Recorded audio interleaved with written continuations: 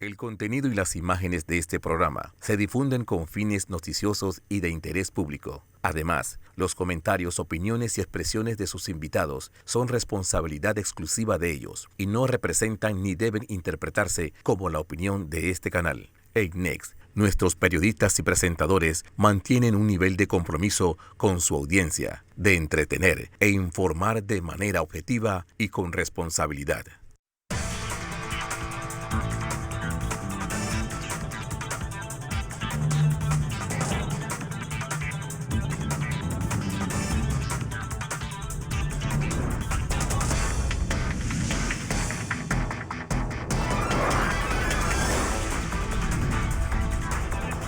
Tras la verdad.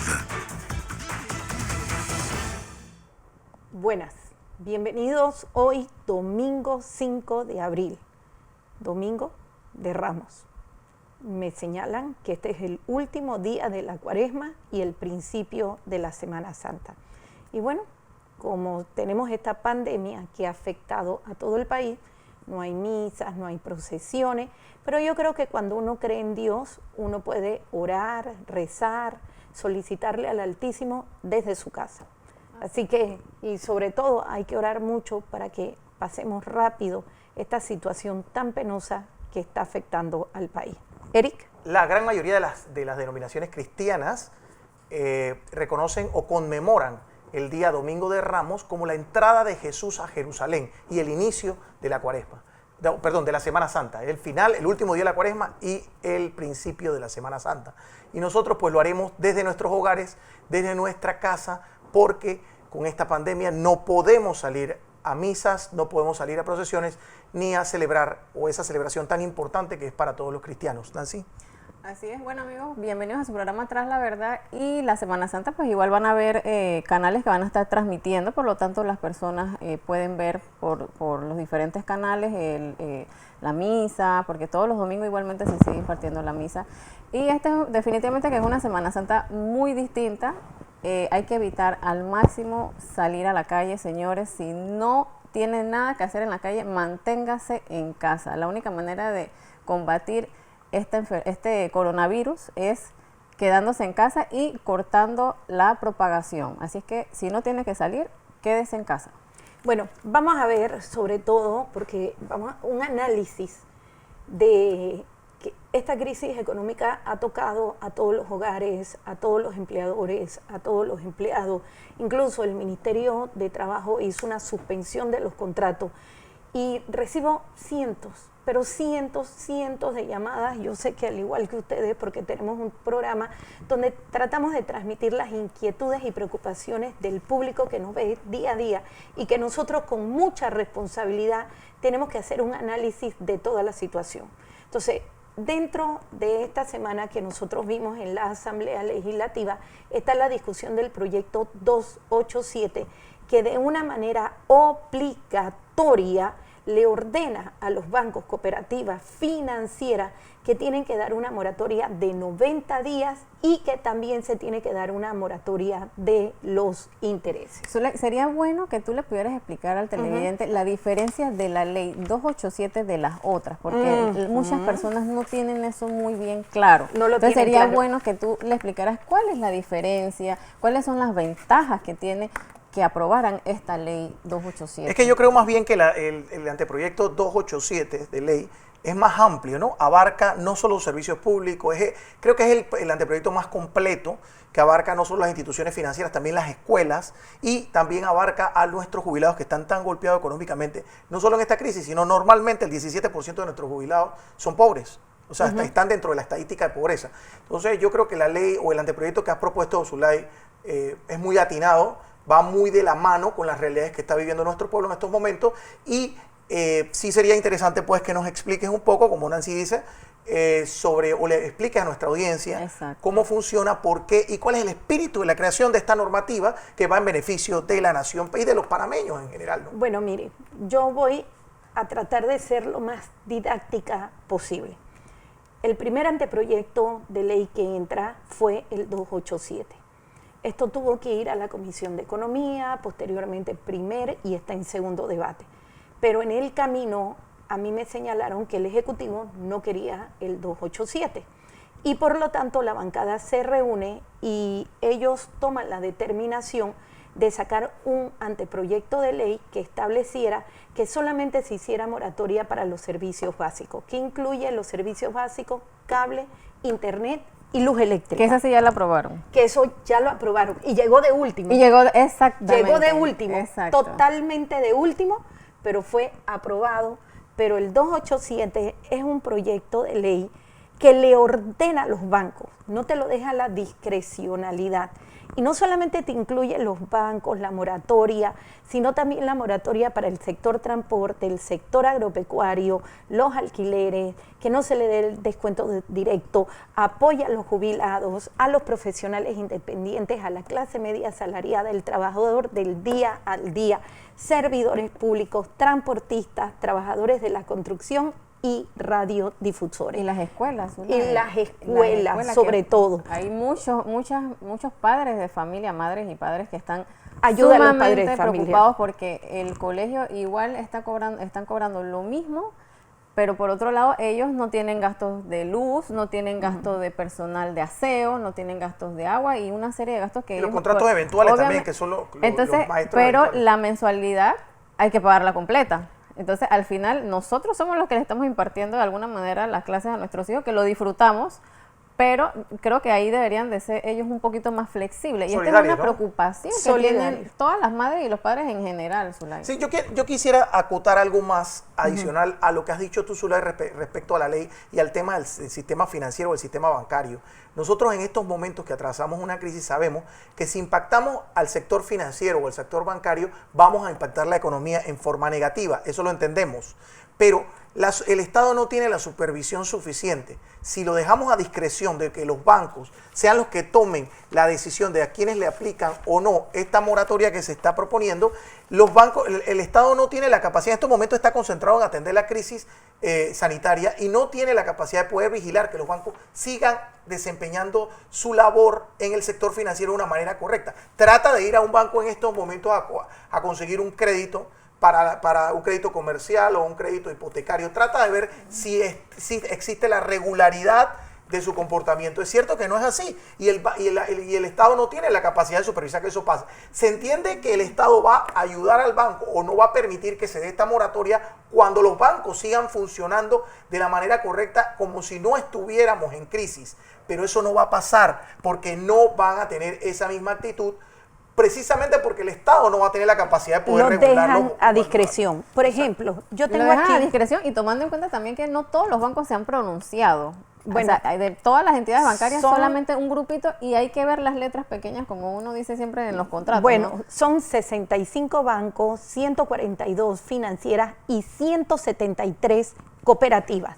Y si tú te das cuenta, tú sumas todo esto, no se ha pronunciado, pero ni el 2% de todos los agentes bancarios. Incluso en la asamblea, que primero eso fue el miércoles, fue a Mauri Castillo con una representación de la Superintendencia de Bancos, dijeron que ellos iban a participar.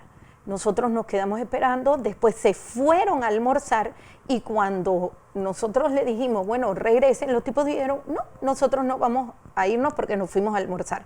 Varios diputados, entre ellos Mariano López, que es el diputado de la bancada del PRD, de mi bancada, dijo, yo no sigo si no viene a Mauri Castillo. Yo le dije, Mariano, conste que si él no viene al día siguiente, él está citado, nosotros tenemos que seguir discutiendo el proyecto. ¿Qué sacó la prensa de Panamá? Que la prórroga no supone la condonación de intereses. Pero aquí yo tengo una carta, bueno, un escrito de Amaury Castillo del 2 de abril del 2020, porque al día siguiente no fue, donde él mismo señala, aquí está, esto lo firma Amaury Castillo, donde él dice, uno, que la suspensión del pago temporal de 90 días puede incluso no tener efecto ni impacto positivo para el cliente y por lo tanto se le debe dar a la banca las herramientas para que ellos evalúen cada condición. Es decir, que ellos que van a seguir haciendo van a verlo condicional. Si es a través de una ley, es obligatorio porque está en blanco negro. ¿Y qué señaló también él en su carta? Que los bancos no van a dar No estamos hablando la suspensión o moratoria de los intereses. Y nosotros nunca le hemos dicho a los bancos, y ellos están claros, que se va a condonar o a perdonar. Se va a prorratear en un periodo de 72 meses, como establece el proyecto 287. Incluso el 287 es tan completo que incluye los servicios de luz, agua, electricidad, internet, cable, energía eléctrica, los préstamos a los jubilados, los pagos de alquileres, las cuotas de mantenimiento, que tengamos que hacer algunas reformas el día lunes, Dios primero, que se tiene que continuar esta discusión del proyecto 287, se tiene que hacer, incluso tiene control de precios sobre la comida, sobre las medicinas, sobre los artículos de higiene, de limpieza, que ahorita mismo se dispararon en un 200 y 300 sí. por la demanda por la alta que hay. demanda, pero hay muchos que se aprovechan, ¿no?, de la situación para poner unos precios exorbitantes, que eso es bueno porque con esta ley lo puedes regularizar. Bueno, pero es que tenemos que hablar en letra clara. Si existe solidaridad, si estamos llamando a la solidaridad no solo de la clase empresarial, sino de la población en general, entonces a todo ese comercio que se ha beneficiado de alguna manera con esta crisis, porque créeme que en estos momentos los supermercados, las farmacias, que son lo único, el dinero que tiene la población o que se está moviendo en el país es el dinero que llega a los supermercados y que llega, bueno, que esas personas, el exceso de sus utilidades o sus ventas en las cuales se han visto en estos tiempos, que lo ofrezcan las utilidades como parte de su aporte a la solidaridad de Panamá. ¿Por qué tienen que ser solamente los empleados públicos? ¿Por qué tienen que ser solamente las personas desde su hogar? Pero fíjate, esta crisis... Eso es ilegal, Eric. Mira, eso es No, ilegal. pero estas crisis generan ciertas expectativas en cuanto a qué es lo que el Estado debió preocuparse por hacer. Fíjate, nosotros estamos enfrentando una crisis de gente no bancarizada en este país, y la no bancarización de las personas ha traído como consecuencia que esa distribución de los bonos que ahora el Estado propone para solucionar la situación financiera no se pueda distribuir. Están usando la cédula con algunas herramientas tecnológicas, pero la necesidad de bancarizar a la población panameña, eso debió verse desde antes. No es que esperar crisis económica o crisis sanitaria para que se implemente. Hay instrumentos que en estos momentos podemos conseguir, instrumentos tecnológicos que permitan que nosotros, al que no está bancarizado, lo bancaricemos para poder hacer llegar estas ayudas. Entonces sería muy fácil poder hacer llegar estos subsidios a toda la población si eso se hubiera contemplado con anterioridad, ¿no? Bueno, vamos a ver ahorita mismo el informe de Adair Concepción de Next TV, donde podemos ver cuáles han sido los obstáculos,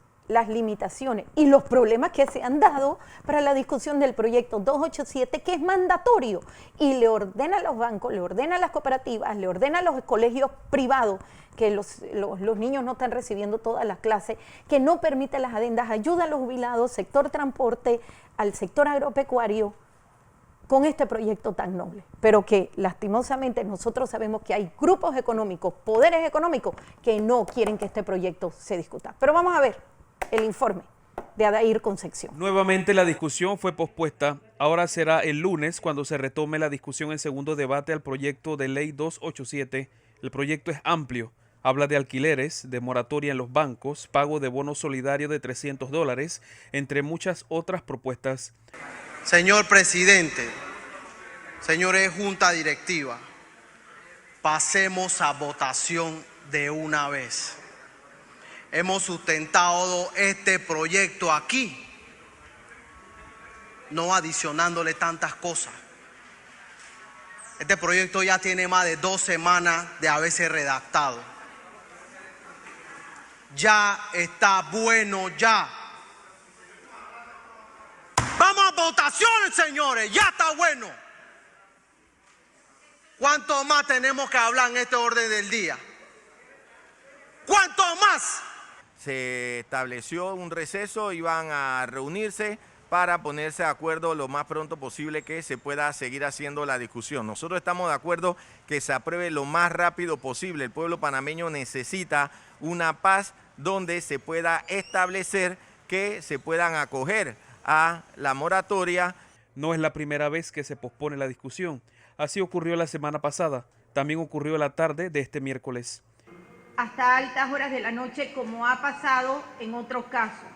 Pero sí quiero hacer la salvedad que los representantes de la superintendencia de banco vinieron, se fueron a almorzar y ahora como no vienen hay que esperarlo para... Entre los temas que incluye la moratoria están préstamos comerciales, hipotecarios, prendarios, tarjetas de crédito, préstamos a transportistas, préstamos agropecuarios, el pago de escuelas y universidades privadas. Con cámara de Kemuel Pineda, Adair Concepción, Next Noticias. Es completo, por eso que no lo quieren.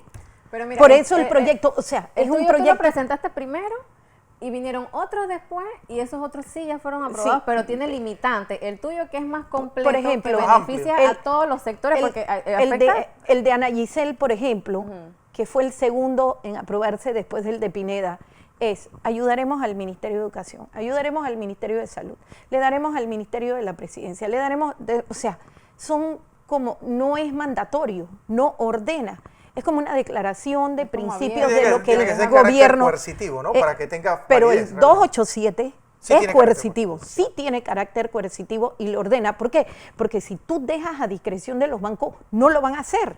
Y a Mauri Castillo, en esta carta que firmó, que mandó a la Asamblea, él señala, uno, que no puede haber suspensión ni moratoria por 90 días y tampoco puede haber suspensión o moratoria de los intereses, de los gastos administrativos, de la mora y descuentos directos. A mí me gustaría retomar el tema de las escuelas y las universidades. Si nosotros sabemos que la clase más impactada en este tipo de negocios son la clase baja, la clase media y la clase profesional, que es la que vive de su trabajo y que en estos momentos no pueden estar ejerciendo su función, nosotros tenemos que aliviar un poco la situación económica de estas clases, porque las clases económicamente más fuertes no son afectadas con esto del pago de las mensualidades por un espacio de 3 meses, ni de las escuelas, ni de nada de esto, pero la clase media sí. Y nosotros queremos alivianar ese peso, esa carga que mantiene esta clase media baja y la clase popular, porque muchos de esta clase media hacen un esfuerzo por mandar a sus hijos a escuelas particulares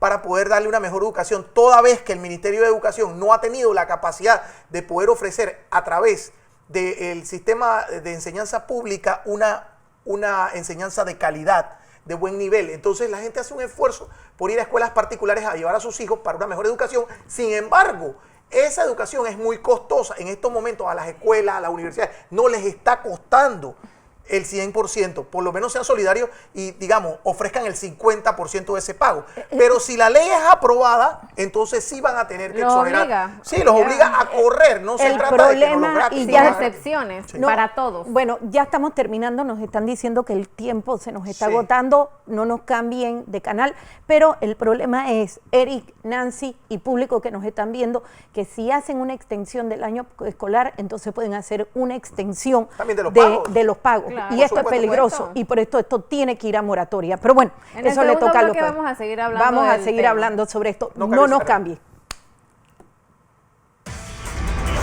Pronto regresamos con Tras la Verdad.